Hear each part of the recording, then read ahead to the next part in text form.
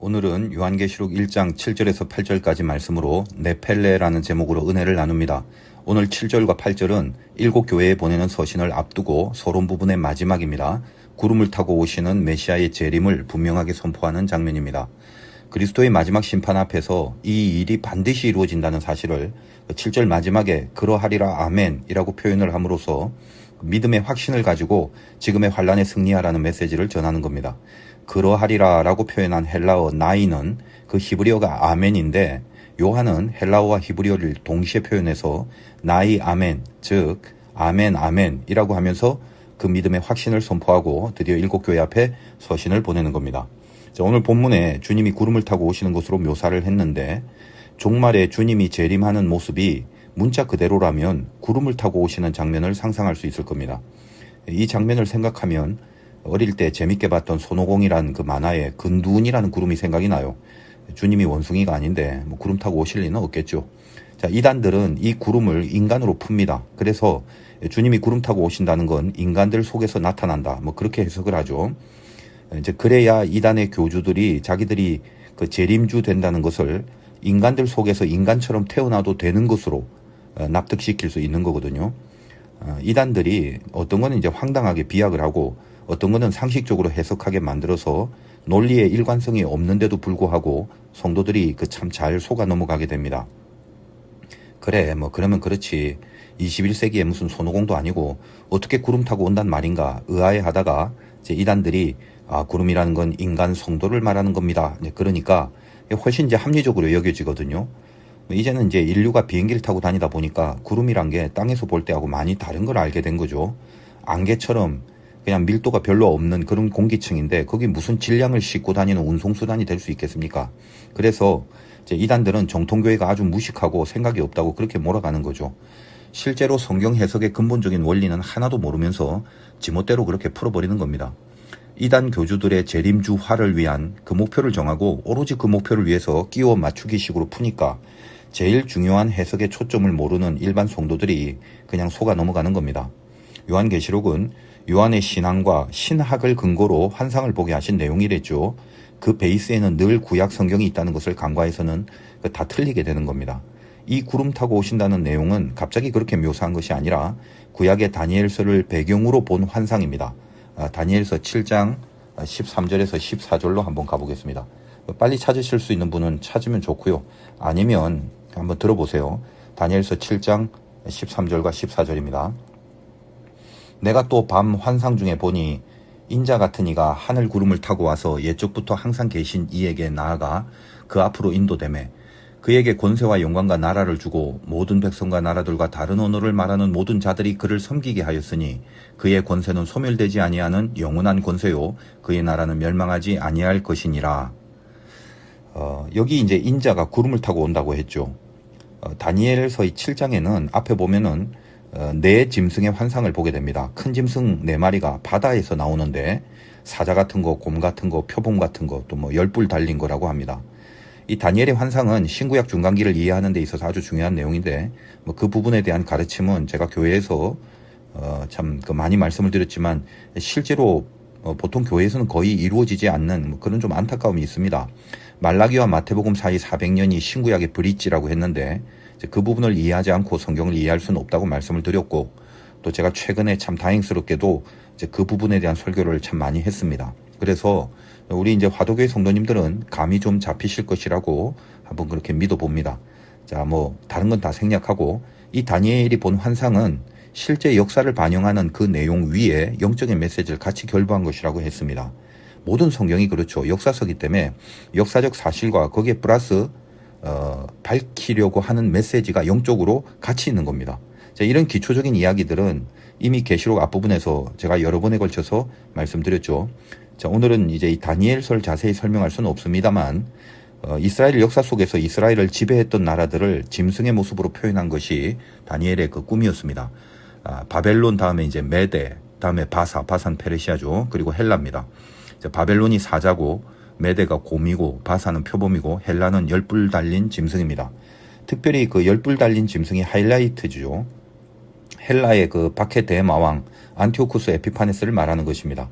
자세한 것은 제가 설교를 통해서도 간헐적으로 말씀드렸고 또 카이로스 회복편에서 제 강의를 들으신 분들은 이제 알 겁니다만 오늘 자세하게 설명을 해드릴 수는 없으니까 오늘 계시록 본문을 이해할 정도의 그런 차원에서만 참고하시기 바랍니다.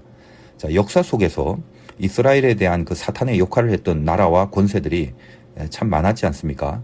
그래서 이제 오늘은 계시록이니까 그런 역사적인 차원을 역사적으로 다루기보다는 영적인 차원에서만 생각을 해보겠습니다. 이 네 짐승의 그 영적 이미지, 그게 사탄의 세력인데, 자, 이곳이 출몰하는 장소가 어디였냐면 다니엘서 그 7장 3절에 보니까 큰 짐승 넷이 바다에서 나왔는데 그 모양이 각각 다르더라. 바다에서 나왔다고 그러거든요.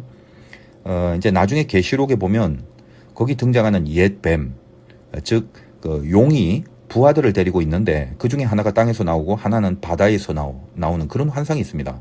이제 그 나중에 보면 이제 다 나옵니다. 이것도 이제 나중에 보면 다 잊어버릴 거니까 지금 살짝 확인만 하고 가는 게 좋을 것 같아요. 요한계시록 13장을 가보겠습니다.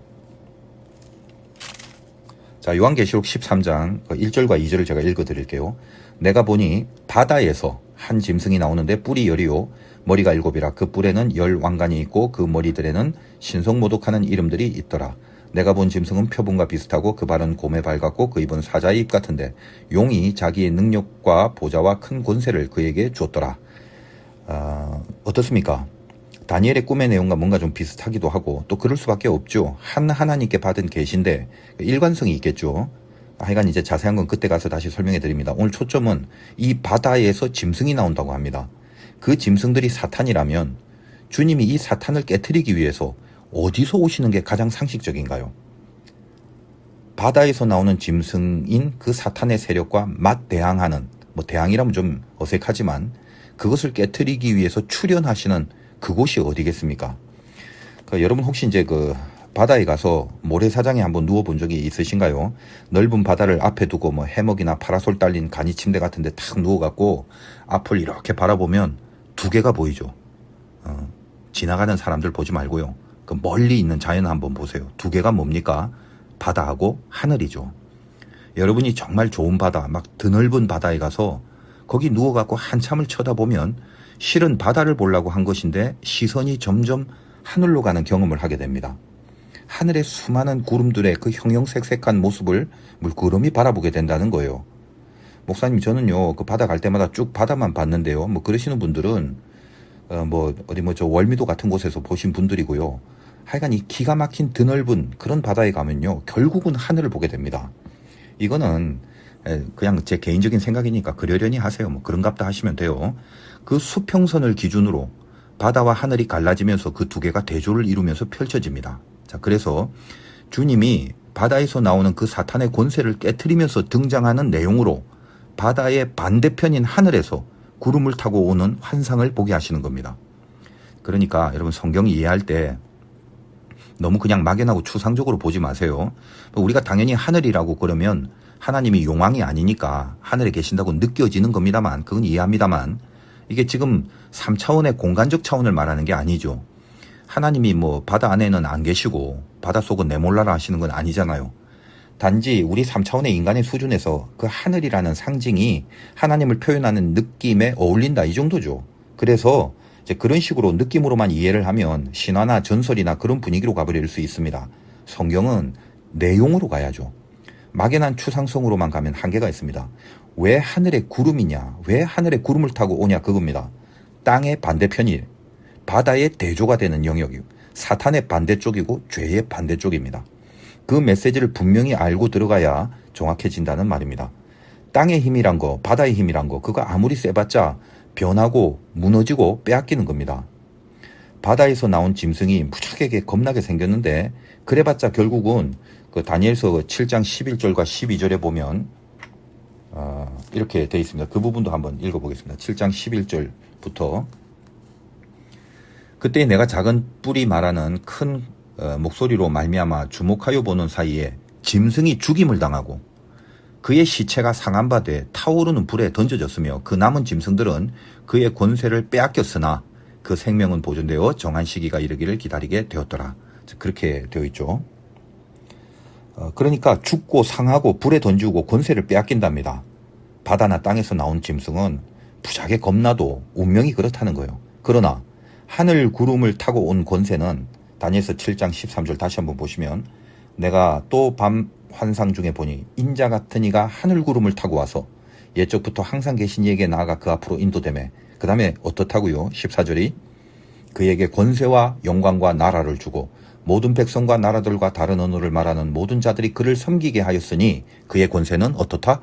소멸되지 아니하는 영원한 권세요. 그의 나라는 멸망하지 아니할 것이니라. 그렇게 되어 있습니다. 소멸되지 않은 영원한 권세, 멸망하지 않은 권세, 그걸 말하죠. 하늘 구름을 타고 온 권세라는 것. 따라서 요한이 본 이 구름 타고 오시는 주님의 모습이 주는 그 메시지, 그 핵심이 뭡니까? 우리에게 어떤 메시지를 줍니까? 너희는 승리를 확신하라. 그겁니다. 상당히 식상하게 많이 들었던 내용입니다만 신자들이 한번 생각해 보세요. 승리를 확신하라. 얼마나 많이 들었습니까? 근데 어떤 모순을 갖고 있는 게 신자냐? 승리는 좋아하는데 확신은 안 좋아해요. 왜 그러죠? 승리라는 건 뭔지 몰라도 이기는 거니까. 그 이기는 거 싫어하는 사람은 없죠. 이득이 되는 거잖아요. 사람들은 이득을 싫어하는 사람이 없습니다. 그래서 승리는 좋아라 합니다. 반면에 확신은 뭐죠? 믿음입니다. 믿음을 왜 싫어하나요? 사람은 본능적으로 믿으려고 안 하죠. 그럼 뭘 합니까? 잽니다. 계산하죠. 계산을 믿습니다. 저걸 먹으면 하나님과 같아진다. 그러니까 재보는 거예요. 먹지 말라고 하는 말씀은 안 믿게 되는 거죠. 계시록의 그 박해 상황에서 믿음을 지키라고 하신 말씀을 믿기가 어렵습니다. 어떻게 해야 나에겐 이득일까? 그것부터 잽니다. 계시록은 그래서 이 승리에 대한 믿음을 확신하고 시작하라고 하는 겁니다. 머리 쓰지 말라는 말이에요. 신앙은 머리 써서 해결될 분야가 아니라는 걸 밝히면서 시작하는 겁니다. 머리 쓰다간 이 박해의 기간, 이 어려운 환란의 기간 아무도 이길 사람은 없습니다. 신앙의 결론은 제가 늘 말씀드립니다만 그래서 최후 승리죠. 그걸 선포하고 출발하자는 거예요. 우리가 교회에서 인사할 때 승리합시다라고 많이 하잖아요. 그 앞에 생략된 게 뭐라고 그랬죠? 최후라는 단어죠. 그러니까 최후 승리합시다. 그거거든요. 이걸 실존적으로 말하는 내용이 뭐죠? 합력하여 선을 이룬다. 그 말입니다. 하나님이 끝이라고 하기 전에는 끝이 아닙니다. 합력하는 가운데서는 나쁜 거, 틀린 거, 실패한 거, 지는 것 같은 모습들 분명히 있어요. 그러나 그것들이 선을 이루는 것으로 모아진다는 거죠. 그러므로 신자라면 어떤 문제나 시험이 있을 때 먼저 고민하기 전에 생각에 훈련이 되어 있어야 되는 겁니다. 결론은 최후 승리다. 그걸 먼저 일단 생각해 버려야 되는 거예요. 따라서 세상 사람들과 차이가 뭡니까? 승리를 바라는 마음은 세상이나 우리나 동일한데 세상은 승리할 수 있으려면 어떻게 해야 하나 거기에 몰입하죠. 그러니까 늘 주된 타이틀이 뭐냐 하면 언제 승리하냐 그겁니다. 신자는 뭐죠? 승리했으니까 어떻게 지키고 견디지? 거기에 몰입합니다. 그러니까 주된 타이틀은 언제 승리하냐가 아니라 어떻게 지키느냐 그거죠. 어떻게라는 말이 승리할 수 있는 방법을 모색하는 게 아니라 주어진 승리를 지키는 방법에 집중한다는 말입니다. 고난이라는 건요. 터널로 올 때가 있고 동굴로 올 때가 있어요. 신자의 고난은 언제나 터널이지 동굴이 아닙니다. 터널과 동굴의 차이가 뭐예요? 공통점은 둘 다 어둡다. 그러나 차이점은 터널은 끝에서 빛을 만난다. 그러나 동굴은 늘 어둡습니다. 왜요? 막혔기 때문이죠. 그러니까 터널 안에 있으면 어둡지만 해야 할 것이 보이죠. 계속 나아갈 수 있습니다. 동굴은 어둠뿐이라서 할 게 없어요. 그냥 망연자실한 그 절망뿐입니다. 그래서 오늘 본문에 볼지어다 라고 합니다. 먼저 보라는 말입니다. 동굴이 아닙니다. 터널입니다. 종말에 믿음 지키기 참 어려운 그 환난과 그 고난과 시험을 당하면 머리 쓰지 말고 먼저 구름을 쳐다보라는 말이죠. 그게 볼지어다 라는 선포가 됩니다. 어디 주님이 언제 오실지 그러는 게 아닙니다. 사람들이 참 주술적이라서 가끔 이제 사진 보면은 주님의 얼굴이 구름으로 나타났다 그러면 찍어갖고 지갑에 넣고 다니고 베개 밑에 넣고 다니고 그런 사람이 있어요. 물론 이제 초자연적인 계시는 당연히 있습니다. 어떤 은혜의 방편으로 주실 때도 있겠죠. 그러나 너무 그런 식으로 가는 건 건강하지 않습니다. 구름을 보라는 메시지에 어떤 뜻이 숨어 있는 겁니까? 구름 뒤에 주님 어디 숨어 있나요? 꼭꼭 숨으세요. 머리카락 보여요. 그런 말 아니죠. 구름 보라는 건 언제 주님 오시려나 그렇게 하늘만 쳐다보고 살다가 이 땅에서 어느 구덩이에 빠져 죽든지 하면서 그렇게 넉나간 인생으로 살란 것이 아니란 말입니다. 여러분 이제 성경에서 구름을 아주 제대로 본 사건이 있죠. 큰 흉년이 있어서 땅에 기금이 심한데 그 엘리야가 이제 기도를 하잖아요. 사환에게 자꾸 보라고. 그래서 7번째 보는데 손바닥만한 작은 구름을 본 겁니다. 엘리야가 어떻게 해요? 아합에게 가서 비를 피하라. 무지하게 큰 비가 내린다. 가뭄은 끝났다. 그러잖아요. 예전에 제가 감신대 학교 다닐 때 그 근처의 카페의 이름이 하늘은 구름을 비로 내리고, 그 카페 이름이 참 멋있어갖고 그거 보면 늘 엘리야 생각이 좀 났습니다. 여러분 힘들 때 여러분이 보기만 해도 이긴다는 확신을 가지고 살라는 말이에요. 물론 어렵죠. 그게 그렇게 쉬운 말은 아닙니다. 그러나 요한계시록이 주는 그 첫 번째 선포는 그래야만 된다라는 거거든요. 종말은 믿음이 지는 것 같이 보이는 게 종말의 현상입니다. 지금 막 그런 모습, 요즘이 딱 그런 모습이죠. 믿음이 지는 것 같아 보인단 말이에요. 그런데 주님이 구름을 타고 오신다, 볼지어다, 그러는 겁니다. 믿음이 지는 것 같은 걸 머리로 보지 말고 구름 타고 오시는 주님을 먼저 믿음으로 보라고 하는 거예요. 생각이라는 것도 일종의 습성이고 경향입니다. 신자는 생각 전에 말씀을 통한 확신을 가져야 합니다. 확신 다음에 생각해야 돼요. 바로 그 훈련을 해야 되는 겁니다. 여러분, 마귀가 원래 이름의 뜻이 참소자, 속이는 자라고 했습니다. 트릭을 써요. 마귀도 급수가 있어갖고 이 졸개 마귀는 성도들을 졸개 만든다라고 그렇게 우스갯소리 많이 하죠. 이 하급들, B급들은 마귀가 부리고 있는 악령들인데 그는 눈에 보이는 공격, 거품 흘리고 막 몸 상하게 하고 무덤 사이에서 살아서 해꾸질하고 이런 거. 그런 B급들은 가서 이제 몽둥이 들고 그럼 도망갑니다. B급 악령들은 B급 목사들도 쫓아낼 수 있는 거예요. 그런데 고급 마귀, 사령관급, 그건 달라요. 사탄은 딱 하나뿐입니다. 사탄들이란 표현은 사실 잘못된 거예요. 카이로스 타락편에서 영계에 대한 설명할 때 말씀드렸죠. 존재가 하나예요. 근데 예로부터 아주 중요한 사항이나 중요 인물은 직접 사단이 출동합니다. 예를 들면 하와 속이는 거, 욥의 고난, 예수님 시험하는 거, 이런 거, 그런 비중 있는 미션들은 마귀가 직접 나섭니다. 근데 그 속일 때 뭘 들고 나오냐? 늘 현실입니다. 요즘 잘 쓰는 말로 팩트예요, 팩트. 현실은 팩트 체크하고 가지고 오는 거죠. 그래서 이거 한 방에 부인이 안 돼요. 여러분 보세요. 10명의 정탐꾼과 2명의 정탐꾼, 민수기에. 저들이 그 10명 정탐꾼들이 거짓말한 거 아닙니다. 리포터로 치면 그 2명보다 훨씬 현실적이죠. 가나안 거민들 진짜 메뚜기 떼 갖고 거인 같은 몸집이 있었단 말이에요. 정복이 불가능하다고. 그거 거짓말 아니에요. 현실이고 팩트입니다. 그러나 2명, 여호수아 갈렙은 같은 현실을 보고 그 팩트는 부인할 수 없었을 겁니다. 근데 다른 말을 하죠. 그들은 10명이 본 팩트를 그대로 본 곳에 더하기, 약속이라는 말씀에 렌즈를 끼고 하나님을 계산해 놓고 본 거죠. 그러니까 이 2명에게 결론은 뭡니까? 저들은 우리 밥이라. 우리 평소에 야, 너 내 밥이야. 그 말이 사실 성경에서 나온 겁니다.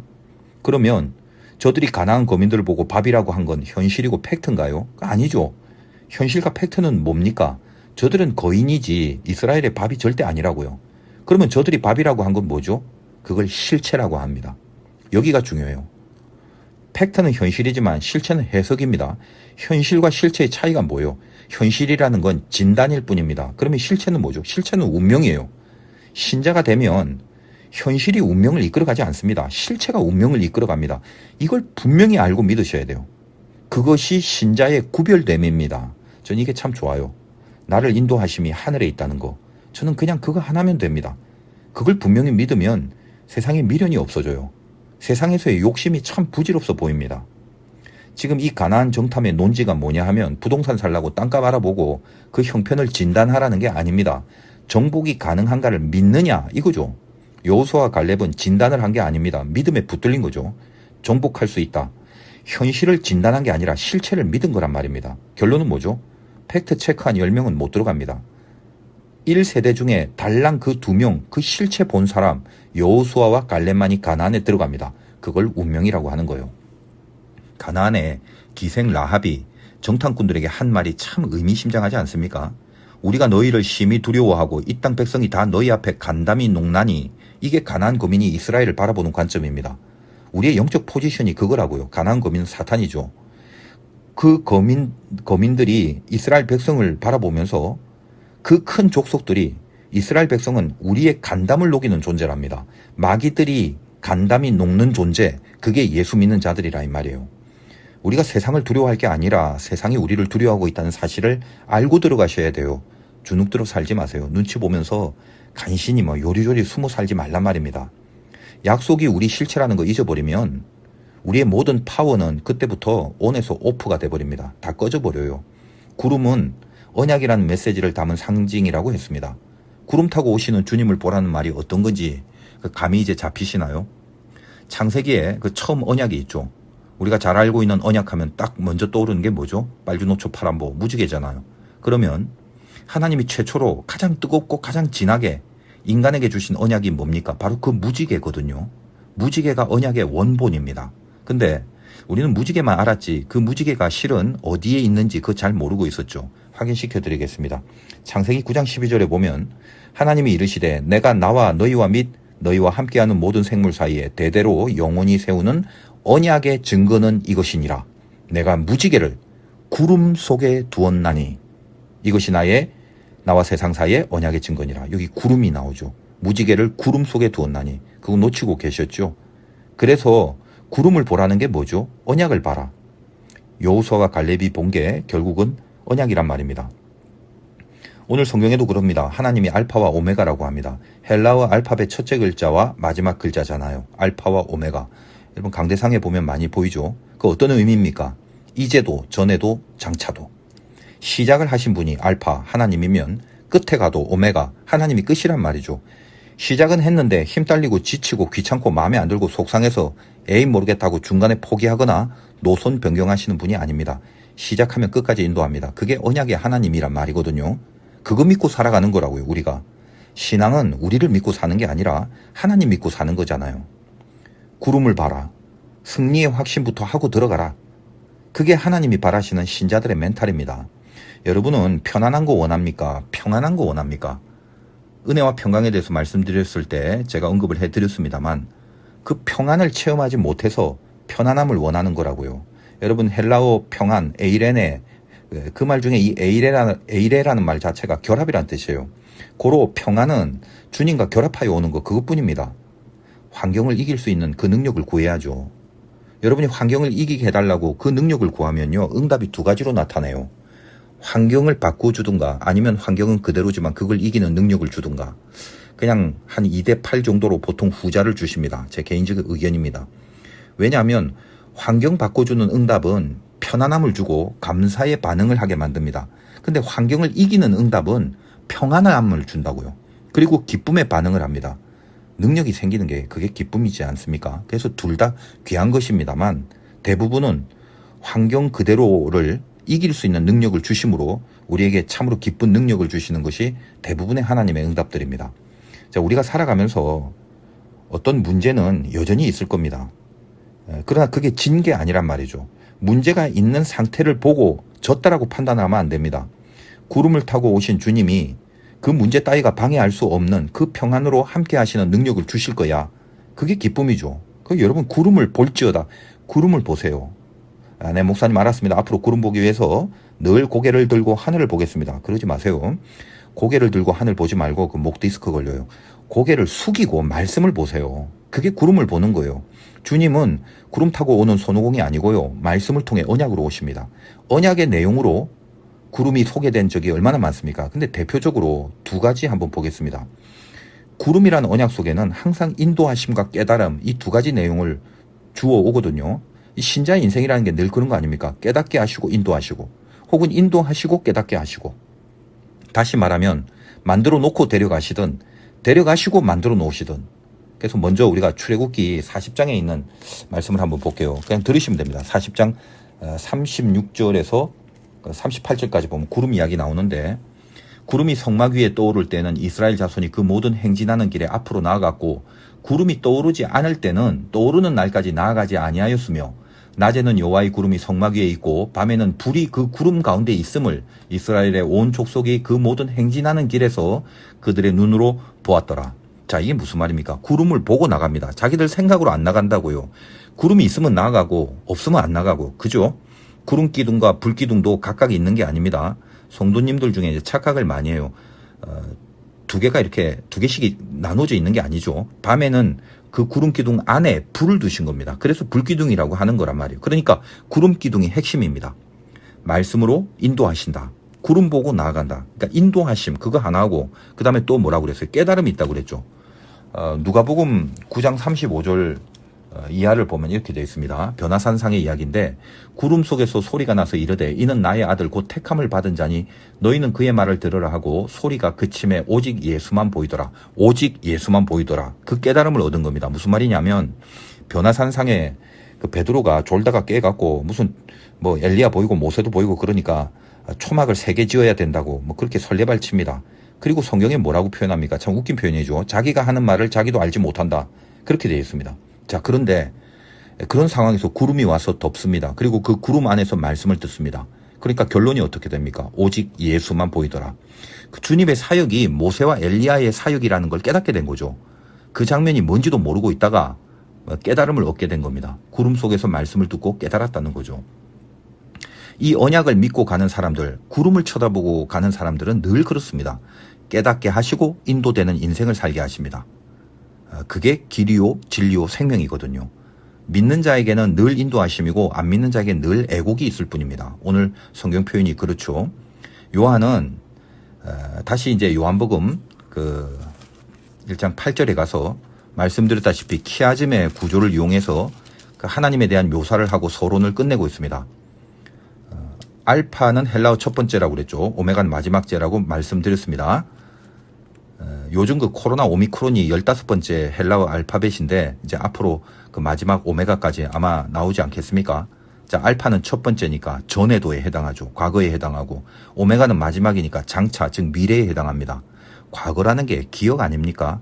미래라는 건 기대하는 거 아니에요?